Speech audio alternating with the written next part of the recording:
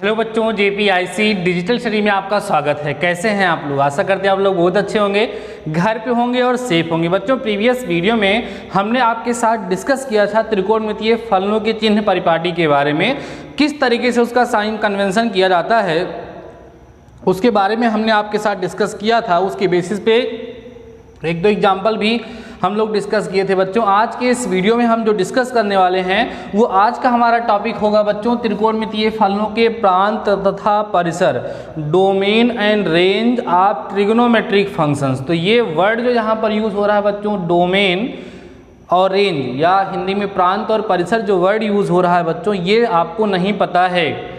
क्यों नहीं पता? उसका रीज़न ये है बच्चों कि आप लोगों के सिलेबस में से चैप्टर 2 हटा दिया गया है जिसका नाम है संबंध और फलन, रिलेशंस एंड फंक्शंस। उसी में प्रांत और परिसर की संकल्पना हम लोग सीखते थे, बट मैं आपको बताता हूँ बस ऐसे ही सिंपल सा, तो आप लोग उसको समझ जाएंगे। ठीक है, देखो बच्चों, जैसे लिखा है साइन एक्स। साइन एक्स एक त्रिकोणमितीय फलन है।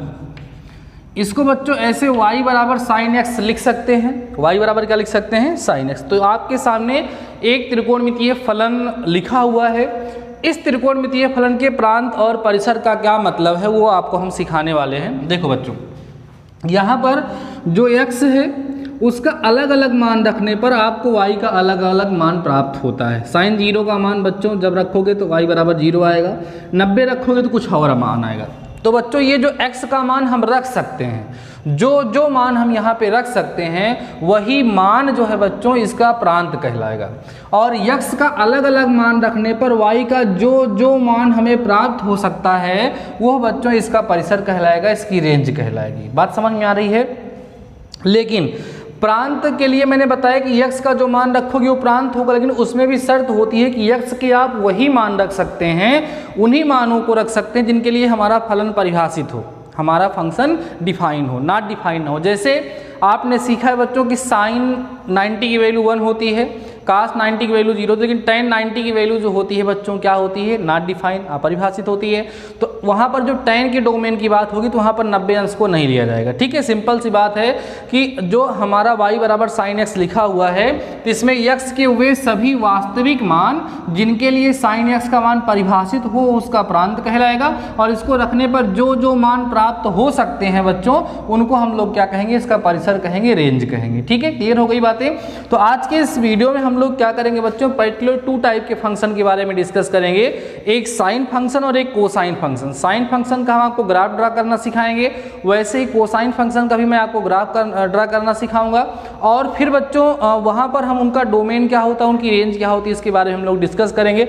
आपको हम बताएं कि डोमेन और रेंज का हमारा जो टॉपिक है बच्चों ये बहुत ही ज़्यादा इंपॉर्टेंट है। हम आपको 2 फंक्शन के बारे में ग्राफ बना करके दिखाएंगे, जैसे आज साइन और कॉस का दिखाएंगे, नेक्स्ट वीडियो में टेन और कॉट का दिखाएंगे, फिर सेक और कॉसेक का दिखाएंगे।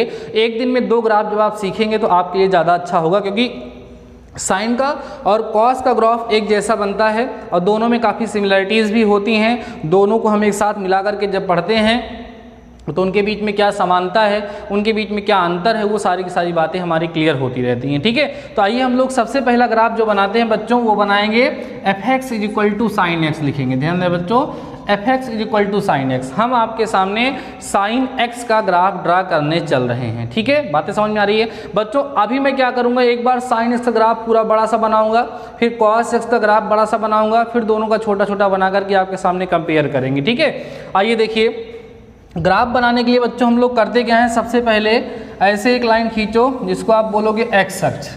ये क्या हो गया? x अक्ष हो गया। ठीक है, सीधी लाइन आप जब पटरी से खींचेंगे तो ज़्यादा सही होगा। एक बार फिर से करते हैं, ये गड़बड़ हो गया है। ठीक है, आप क्या करेंगे, एक सीधी लाइन, मतलब आप यही समझिए ना कि आप x अक्ष खींच रहे हैं ना, x अक्ष, x अक्ष ये आप लोग खींच रहे हैं। ठीक है, ये हो गया हमारा x अक्ष। ओके बच्चों, चलो भाई, उसके बाद बच्चों हम लोग क्या करेंगे, यहाँ पर y अक्ष भी ऐसे खींच देते हैं। ठीक है, ये y अक्ष भी हमने खींच दिया। ये हो गया बच्चों हमारा x डैश। ठीक है, ये हो गया y डैश। इतनी बातें समझ में आ रही हैं? यहाँ पर बच्चों 0 होता है, 0 थोड़ा दूर पर यहाँ लिखेगा π/2 माने 90, फिर लिखेगा पाई माने 180, फिर लिखेंगे 3π/2, फिर लिखेंगे बच्चों यहाँ पर हम लोग 2π। ठीक है, और फिर हम लोग यहाँ लिखेंगे बच्चों 5π/2, और फिर यहाँ पर लिखा जाएगा ऐसे 3 पाई, बस डॉट डॉट डॉट ऐसे होता ये चला जाएगा। क्लियर हो गई बात?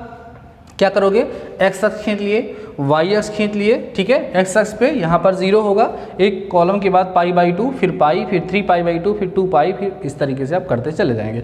इधर नेगेटिव में भी बनाएंगे हम लोग। यहाँ जब बनेगा बच्चों तो हो जाएगा हमारा -π/2, यहाँ होगा आपका माइनस का बच्चों पाई होगा, और यहाँ पर जो होगा आपका -3π/2 होगा, यहाँ पर बच्चों -2 पाई होगा, यहाँ पर -5π/2 होगा, यहाँ पर आपका -3 पाई होगा, बस ऐसे ही, ठीक है। इतनी बातें समझ में आई।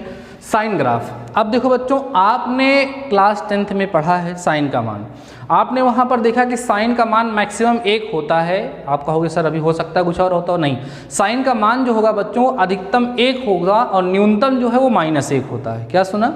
अधिकतम मैक्सिमम वैल्यू जो साइन की होगी वो +1 होगी, और मिनिमम वैल्यू जो साइन की होगी बच्चों वो कितनी होगी, -1 होगी। इसके लिए हम करते क्या हैं, यहाँ पर x अक्ष के समांतर, x अक्ष के समांतर इस तरीके से, x अक्ष के समांतर हम लोग ऐसे एक लाइन खींच लेंगे। इसको नहीं भी खींचें तो कोई दिक्कत नहीं है, लेकिन मैं ऐसे ही बताता हूँ तो ठीक रहता है। और ऐसे उतनी ही दूरी पर बच्चों नीचे भी हम क्या करेंगे, एक लाइन इस तरीके से खींच लेंगे। दिख रहा होगा आप लोगों को, ऐसे ही उतनी ही दूरी पर हम लोग क्या करेंगे, यहाँ पर हम लाइन खींच लेंगे, ठीक है, उतनी ही दूरी पर। ये है क्या सर, ये है बच्चों +1 और ये है -1, ठीक है। बात समझ में आई? इतनी बातें क्लियर हो गई। अब सुनो ग्राफ कैसे बनाया जाएगा बच्चों। साइन 0 का मान याद है आपको, साइन 0 का मान 0 होता है। अब यहाँ पर 0 पे होकर के ग्राफ साइन का मान धीरे धीरे ऐसे बढ़ता है, ध्यान देना, साइन का मान धीरे धीरे बढ़ता है, और बढ़ते बढ़ते 90 पर बच्चों इसका मान 1 हो। ध्यान दो ग्राफ कैसे बना, साइन 0 का मान 0, ऐसे ऐसे साइन का मान बढ़ रहा है, जैसे जैसे यहाँ पर कोण बढ़ रहा है वैसे वैसे साइन का मान बढ़ रहा है, और साइन 90 का मान 1 होता है। आप लोगों ने ये देखा, ये देखो 90 पर 1 पर पहुँच गया, ठीक है। अब उसके बाद 90 के बाद फिर से साइन का मान जो होता है बच्चों को क्या होता है, घटता है। ध्यान देना सब लोग, साइन का मान फिर क्या होगा, घटेगा इस तरीके से, और घटते घटते घटते घटते घटते ये चला जाता है माइनस में। कहाँ? माइनस में। यहाँ पर जो आपके सामने बच्चों 3π/2 दिख रहा है, ये आपके सामने जो 3π/2 ऊपर लिख देते हैं, 3π/2 दिख रहा है, इस पर जो साइन का मान होता है वो कितना होता है, -1 होता है। अब यहाँ से फिर से बढ़ना शुरू होगा इस तरीके से, और बढ़ते बढ़ते जा करके यहाँ पर ये कहाँ पहुँच जाएगा बच्चों, प्लस पे पहुँच जाएगा, और फिर ऐसे ऐसे ये प्रक्रिया चलती रहेगी। समझ में आ रही बात ना? ऐसे ही पीछे की तरफ भी आएगा, यहाँ पर इसका मान -1 होगा, और फिर ऐसे बढ़ेगा ये इधर की तरफ, ऐसे ऐसे यहाँ पर पहुँचेगा, यहाँ पर, और यहाँ से होते हुए इस तरीके से ऐसे चल जाएगा। अब ये साइन का ग्राफ आपके सामने बना हुआ है, इधर की तरफ ऐसे ये इनफाइनाइट तक जाएगा, इधर की तरफ भी बच्चों ये कहाँ तक जाएगा, इनफाइनाइट तक जाएगा।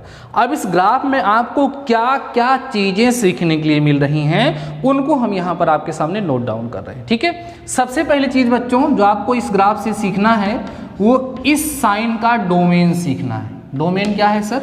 डोमेन का मतलब प्रांत होता है बच्चों। इसका जो प्रांत होता है वो ऑल रियल नंबर, आर माने ऑल रियल नंबर, सभी वास्तविक संख्याएं, क्योंकि ये जो हमारा साइन फंक्शन है, साइन एक्स जो है, ये सभी वास्तविक संख्याओं के लिए परिभाषित है, डिफाइन है। क्लियर हो गई बात? इसलिए इसका प्रांत जो होगा वो वास्तविक संख्याएं हो जाएंगी। दूसरी बात बच्चों हम लोग करते हैं इसकी रेंज की, रेंज जिसको हम क्या बोलेंगे, परिसर बोलेंगे। इसका परिसर है बच्चों क्लोज इंटरवल -1 से +1। इंटरवल के बारे में मैंने आपको सिखाया है। इसका मतलब क्या है सर? इसका मतलब है बच्चों कि -1 से लेकर के +1 तक जितनी भी वास्तविक संख्याएं हैं वही जो है यहाँ से हमें प्राप्त होंगी। मतलब साइन का जो मान होगा -1 से +1 तक ही होता है। मतलब या तो मिनिमम -1 हो जाएगा, जैसे कहीं आप क्वेश्चन सॉल्व कर रहे हो, साइन का मान निकाला आपने -4 आ गया, कहोगे नहीं हो सकता, गलत है ये। क्यों नहीं हो सकता? क्योंकि साइन की मिनिमम वैल्यू जो है वो -1 होती है और मैक्सिमम वैल्यू +1 होती है। कहीं सॉल्व करोगे साइन की वैल्यू आपको 2 मिल गई, मीन्स रॉन्ग है, वो नहीं सही है, क्योंकि साइन की वैल्यू तो मैक्सिमम 1 हो सकती है, 2 हो ही नहीं सकती है। क्लियर हो गई बात? तो ये हो गई बच्चों डोमेन और किसकी बात, रेंज की बात हो गई। अब आगे सीखते हैं। आपसे कोई पूछता है साइन का मान कहाँ कहाँ जीरो होता है, देखो यहाँ जीरो होता है, यहाँ जीरो होता है, यहाँ जीरो होता है, यहाँ जीरो होता है, और देखो यहाँ जीरो होगा, यहाँ जीरो होगा, माने पाई के गुणकों पर देखो 0 पाई, 2 पाई, 3 पाई, 4 पाई, 5 पाई, 6 पाई, ऐसे ही माइनस पाई, -2 पाई, -3 पाई, इन सभी जगहों पर साइन का मान कितना होता है, 0 होता है। अभी आगे चल के इसका हम लोग यूज़ भी करेंगे। एक कहाँ कहाँ होता है, π/2 अर्थात 90 पर, और कहाँ एक होगा बच्चों ऐसे 5π/2 पर +1 होता है, और कहाँ -3π/2 पर भी +1 होता है, माइनस यहाँ होता है, -1 यहाँ होता है। इतनी बातें समझ में आ गई बच्चों, कोई डाउट तो नहीं है। अगली बात आपको क्या सीखने के लिए मिलती है, देखो 0 से ध्यान दो 0 से π/2 तक इस साइन का मान धनात्मक है कि ऋणात्मक, धनात्मक है। इसका मतलब हम ये कह सकते हैं कि फर्स्ट क्वाड्रेंट में साइन जो होता है बच्चों कैसा होता है, धनात्मक होता है। सेकेंड क्वाड्रेंट में माने π/2 से पाई मतलब 90 से 180, यहाँ पर भी देखो ये धनात्मक ही है, तो हम कह सकते हैं सेकेंड में साइन कैसा होता है, धनात्मक होता है। फिर लेकिन हम बात करेंगे यहाँ से यहाँ तक कि थर्ड क्वाड्रेंट में साइन कैसा होता है, ऋणात्मक होता है।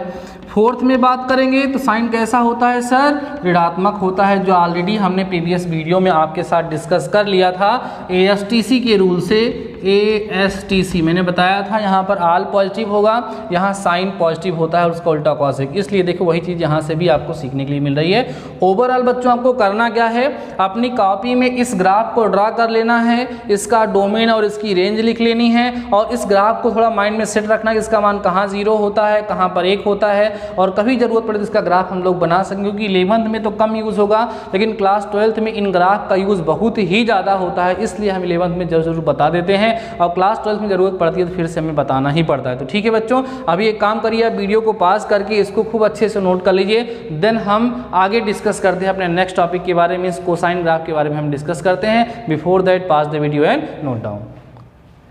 तो अब हम देखते हैं बच्चों कोसाइन ग्राफ कैसे बनता है और वहाँ से क्या कंक्लूजन निकलेगा, कोसाइन ग्राफ से हमें क्या सीखने के लिए मिलेगा, आइए हम लोग डिस्कस कर लेते हैं बच्चों।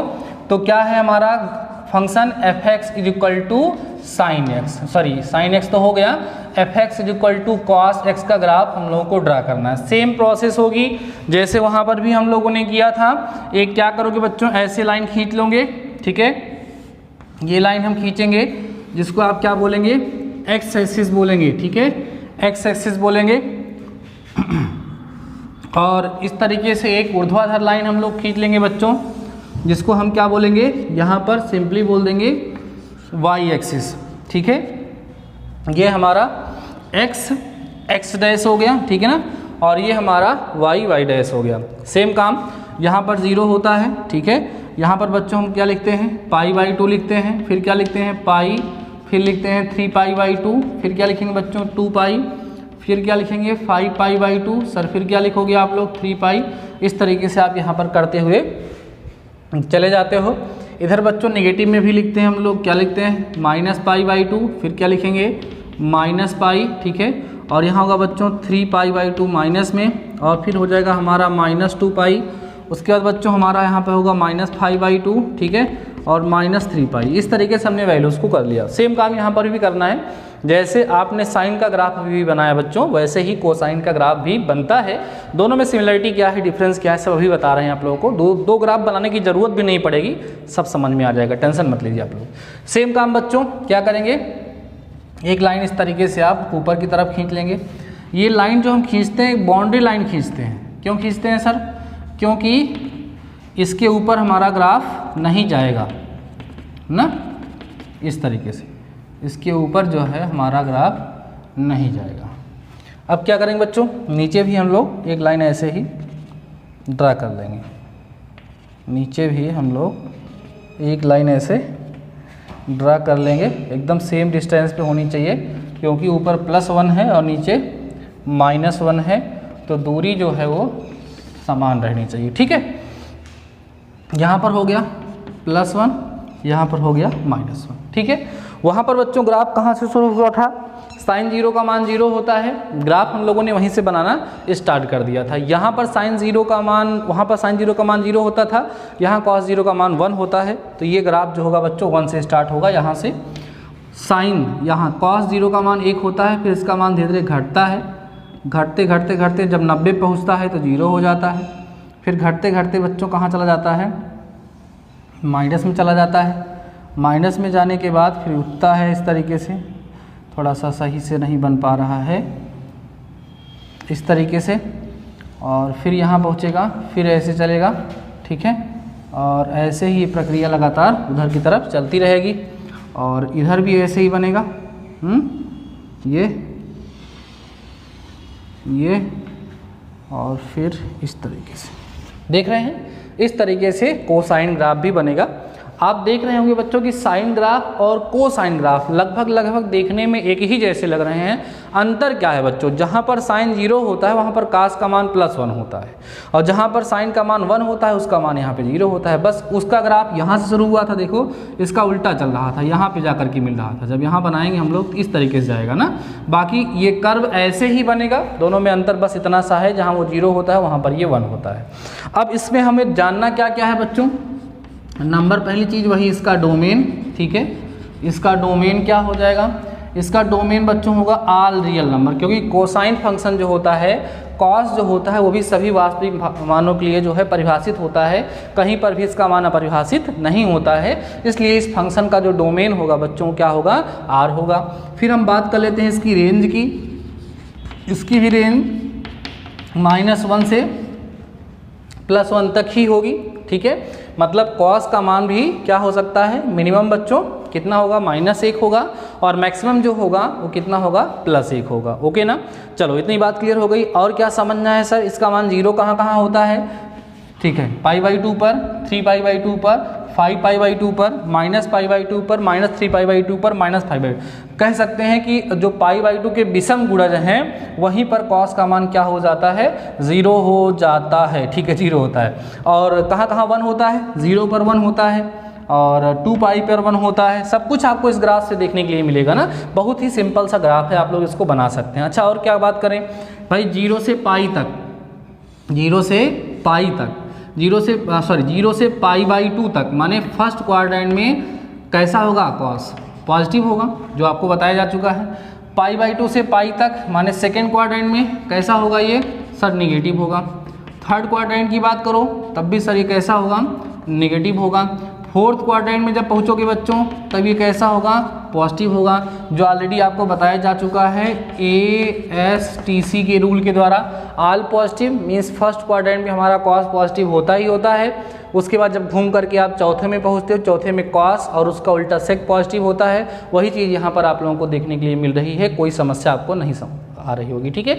अब दोनों का कंपेरिजन हमको एक साथ ग्राफ बनाने की ज़रूरत नहीं है, आप लोग चाहें तो बना सकते हैं। आप इस तरीके से जब साइन का ग्राफ बनाते हैं तो ऐसे चलता है, इस तरीके से चलता है, और जब बच्चों कॉस का ग्राफ आप लोग बनाते हो तो वो यहाँ से स्टार्ट होकर के ऐसे चलता है। ये दोनों में डिफरेंस होता है, ठीक है, ठीक है, बात समझ में आ रही है। तो अभी आप क्या करिए बच्चों, वीडियो को पास करके ये जो आपके सामने कोसाइन मीन्स कॉस का ग्राफ बना हुआ है, इस ग्राफ को भी अपनी कॉपी में आप लोग बना लीजिए, और साइन का ग्राफ भी बना लीजिए, और इसको 1-2 बार आप प्रैक्टिस कर लीजिए कि आप इसको कैसे बनाएंगे। क्योंकि कई बार क्या होता है, बच्चे साफ साफ बना नहीं पाते हैं। आप कहीं ना कहीं आपके माइंड में ये बात आ रही होगी कि सर क्या एग्ज़ाम में आप इसको देंगे, सर क्या एग्ज़ाम में ये आ सकता है। बिल्कुल आ सकता है। साथ ही साथ अभी भी मैंने आप लोगों से बोला कि क्लास 12th में बच्चों इस टॉपिक का बहुत ज़्यादा यूज़ पड़ता है। वहाँ पर एरिया रिलेटेड तो एरिया निकालने के लिए आता है ना, बाउंडेड एरिया, ठीक है, उसमें इंटीग्रेशन का एप्लीकेशन है आपके क्लास 12th के सिलेबस में, तो वहाँ पर इस कंसेप्ट का यूज़ होता है। कई बार इस एग्जाम में क्वेश्चन पूछे गए हैं। तो हमारे पास जो ग्राफ है वो टोटल 6 हैं बच्चों, साइन का है, कॉस का है, टेन का है, कॉट का है, कॉसेक का है और सेक का है ना, ठीक है। कुल मिला के 6 जो हमारे त्रिकोणमितीय फलन हैं, उन 6 के 6 त्रिकोणमितीय फलनों का हम लोग यहाँ पर ग्राफ ड्रा करना सीखेंगे। तो अभी आज के इस वीडियो में मैंने आप लोगों को क्या किया बच्चों, 2 ग्राफ बना के दिखा दिया है। आप लोग इसको अच्छे से समझ गए होंगे। प्रयास करेंगे अगले वीडियो में हम आपको चारों के चारों ग्राफ बना के दिखा दें, या 2-2 ग्राफ करके बनाएंगे, कोई टेंशन लेने की ज़रूरत नहीं है। सिलेबस कम भी हो गया, आराम से आप पढ़ते रहिए। बस इतना ध्यान रखिए बच्चों, रेगुलर रहिए। जितना भी कंसेप्ट आपको यहाँ से सिखाया जाए, जो भी मटेरियल हम आपको प्रोवाइड कराएँ, उसको आप लोग नोट्स में पूरा करते रहिए। रहिए, ठीक है। और दूसरी चीज़ ये है कि जब भी आपको वीडियो मिले तो वीडियो के कमेंट्स में जाकर के आप प्रेजेंट लिखना बिल्कुल मत भूला करिए, कमेंट कर दिया करिए, प्रेजेंट लिख दिया करिए, तो हम ये समझ जाते हैं कि हमारे ऐसे कौन कौन से बच्चे हैं जो टाइमली वीडियो को वॉच कर रहे हैं, उसको देख करके उसको समझ रहे हैं, ठीक है। तो ठीक है बच्चों, आज के इस वीडियो में बस इतना ही। शानदार रहिए, मस्त रहिए और पढ़ते रहिए। मिलते हैं नेक्स्ट वीडियो के साथ, तब तक अपना ख्याल रखिए।